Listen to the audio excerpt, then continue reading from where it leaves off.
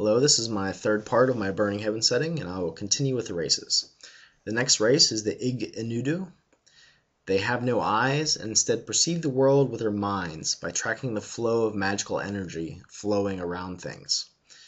They are known to not, quote-unquote, look at someone as they are talking, because for them, they see just as well no matter which way they are facing. They are a stoic and respectful race, and manners are of the utmost importance to them, as well as proper etiquette in formal situations. They have very detailed rituals for various ceremonies in different parts of their lives. It is known to outsiders to be very careful what one says and does in the presence of an Ig-Inudu. They are renowned masters of the arcane arts and can sometimes be employed as teachers of magic to students that are willing to pay for their services. They can be cruel to those that they love if the loved ones do not follow the rules of their cultural taboos. So if you are being trained by one of these, you essentially have to learn their culture. This would be kind of like when you, in the real world, if you go to a foreign place, there are certain things that one does not do in that culture, and that's very true with this society. Their appearance, they are very tall and very thin. They have elongated oval heads, and the backs of their heads bend and rest partway down their backs.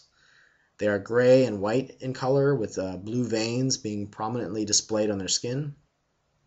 They have long, thin arms and legs, and generally have large, thin feet and hands. They're very thin.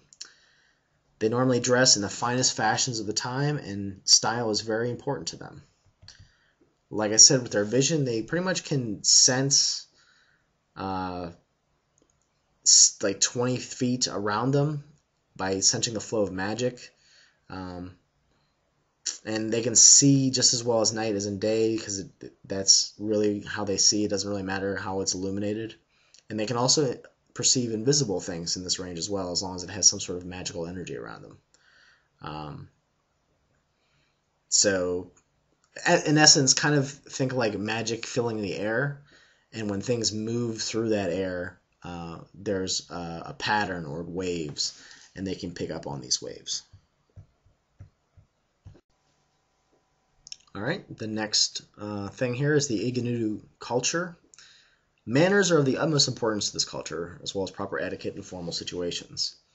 They have lots of detailed rituals and ways of doing things, and they must be followed to the letter of the law. They prefer to live in places like cities and towns, in hilly areas, and they don't mind a little bit of trees as well. Clothing and decoration. Clothing is heavily influenced by what is currently in style and by what the other races that they bump into are wearing. They find new styles intriguing and will adopt new dress codes if they find them to be beautiful in some way. So when one race would bump into this race, it would be like the hottest fashion trend to dress like them. Demeanor, they are renowned masters of the arcane arts, and like I said, they can be very cruel and difficult teachers. Their culture is not really fleshed out as much as I would like, but that's pretty much all I have for them. The next race is the Isenhas. The Isenhas are very quick runners, and they love to move around. They make excellent messengers and can sometimes be hired by other races for such tasks. They are an inquisitive people, but they tend to be frightened by things that are unknown to them. They can also be very superstitious, and will sometimes have elaborate rituals to avoid bringing bad luck down upon them. These can be quite humorous to other races when they see them. Things as simple as opening a door might bring on a little dance, or the repeating of nonsense phrase before opening it. They can be quite comical to watch for those from an outside viewpoint. Their appearance, the Isenhas stand upright and have two very well-developed muscular legs. They have two tiny frail arms that are only useful for minor insignificant tasks. Isenhas have a small 1-foot tail that wags almost all the time. On top of their foot-long necks, they have a small head with 3 stalk-like eye extensions. And basically their eyes are at the top of those extensions. These eyes can scan all around them in all directions, and they do so constantly. Because of this, they are known to be a twitchy and paranoid race. They live to about 60 years of age. They're very quick. They have dark vision. And they don't tend to need to sleep as much as other races. And because of their eyesight, they usually have bonuses to perception or spot checks, those sorts of things. Okay, the Isna has culture. They like the feeling of security that comes with living in one place. Most Isnahas do not travel unless they're messengers, and they always feel slightly ill at waking up in a new location every day. So that would be kind of fun to roleplay out, I think, in a campaign. They can be very good friends with those they feel can protect them, and will more times than not do simple tasks for stronger creatures to keep them in good favor. So they always try to keep the big guy happy, because the big guy can keep them alive. Preferred locations, they normally like to live in the city or small towns, or like the suburbs of cities. The Isnahs prefer simple wool or leather clothing. Their demeanor, they're very inquisitive, they tend to be frightened, and they're very superstitious. And that's pretty much it for them. The next race is the Knaush. The S is pronounced as an SH. They are a somber lot, and most of them are followers rather than leaders. The few of them that do have leadership qualities normally rise fast in the power structure of the Knaush society and rule with almost absolute will. Knaush have no qualms about dying for any cause, no matter how small, if those in charge wish it. They are very much, sheeps. The sheep, they'll listen to whoever is in charge for the most part, and they kind of view that as being loyal. They are taught from birth that to be righteous is to obey totally without any feelings of guilt. Knaush make excellent soldiers and shock troops, but they sometimes can't think for themselves, having an ingrained need for something or someone to lead them. Their appearance? They possess 2 heads at either end of their long bodies. Both of these brains are equal in ability and are connected to each other. They can change which head leads when moving, but both brains have the same persona. Both heads can talk at the same time, saying the exact same thing, or one head can keep silent while the other talks. Each head has 3 eyes. One is in the center of the head, while the other 2 are on the sides. This gives them a wide range of almost perfect vision. Both heads are thin and elongated.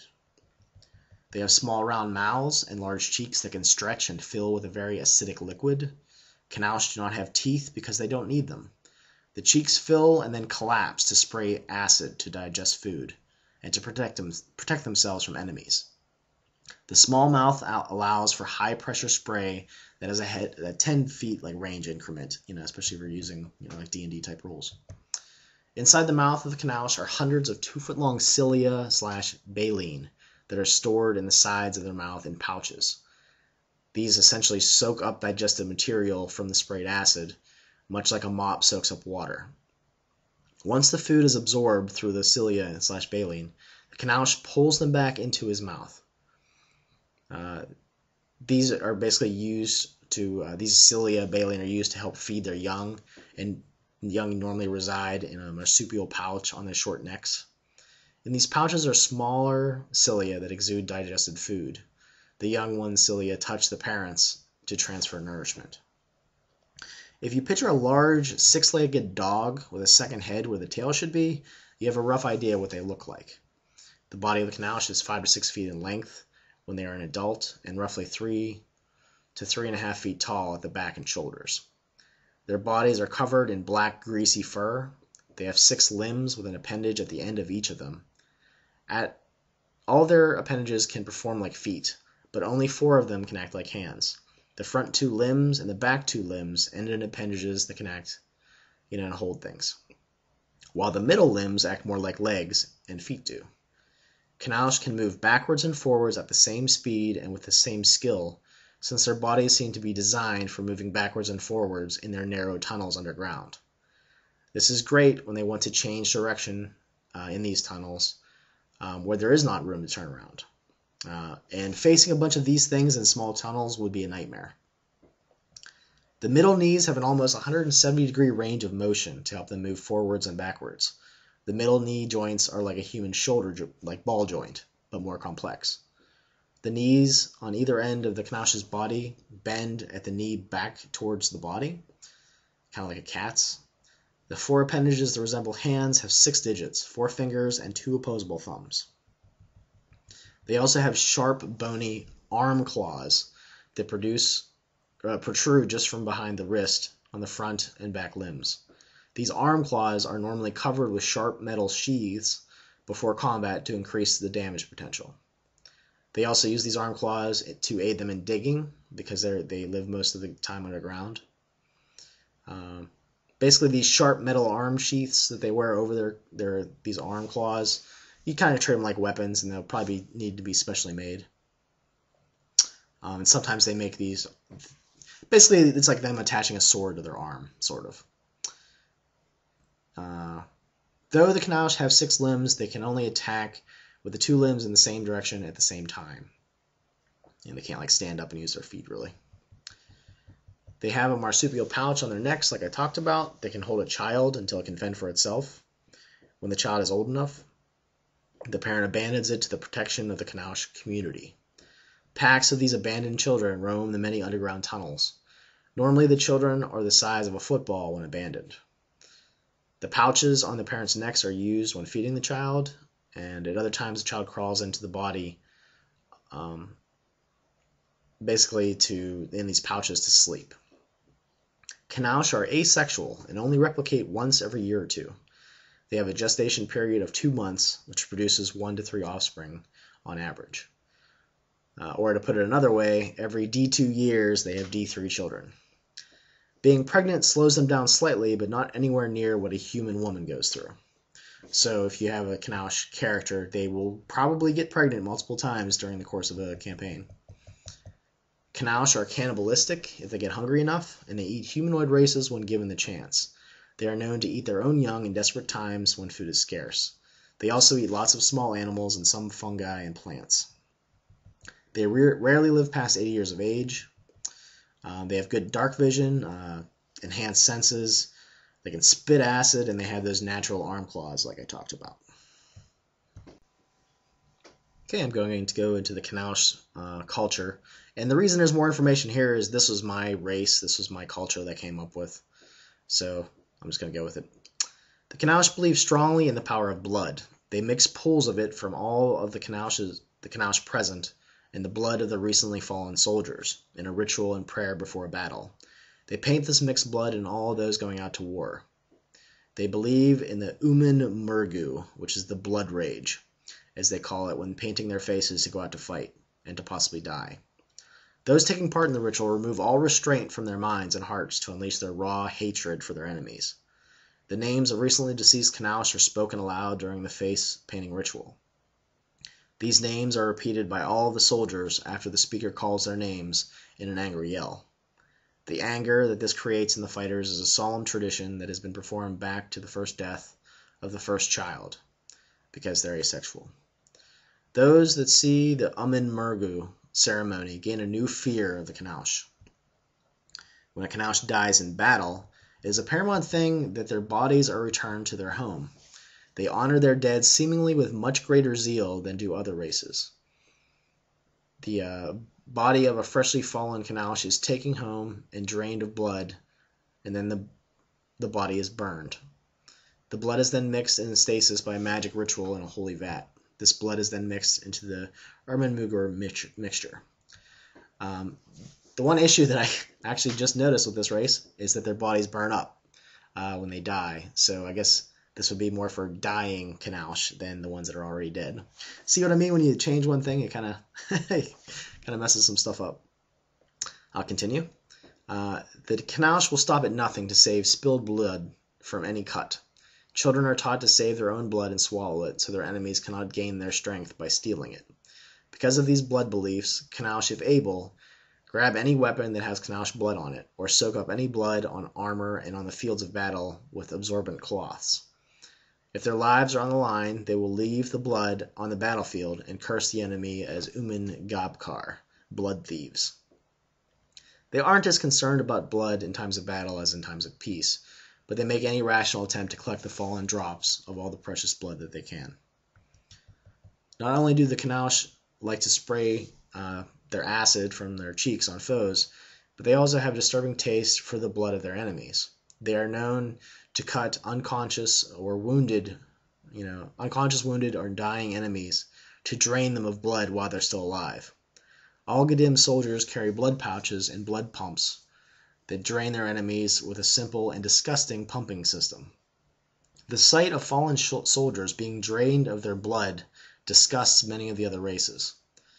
And of course, this happens during war. The blood of enemies killed in battle is boiled and drunk warm like coffee when the Kanaush soldiers return home in triumph or in defeat.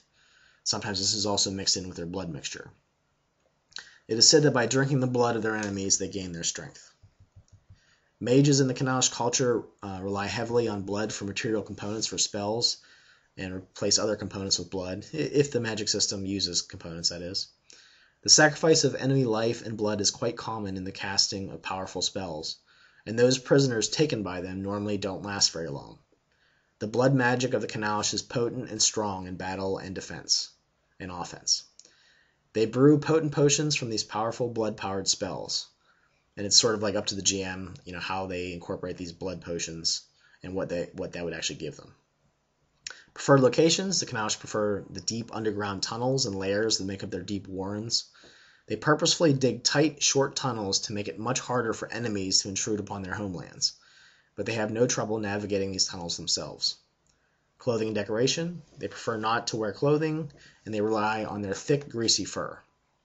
They will wear armor, but prefer leather armors or slightly heavier armors so they can still maneuver around their tight tunnels and caves. They tend to be aggressive and xenophobic, but certain individuals can break free from these tendencies. They have a strong community that helps each other in times of need, but when food is scarce, the weak become food. They view the world in such a way that they believe all the other races and monsters are enemies that are against them. They are a bit paranoid. Again, this might be a tough race to incorporate into a party, but they would definitely kind of feel like the orc thing is along with the Rilu culture.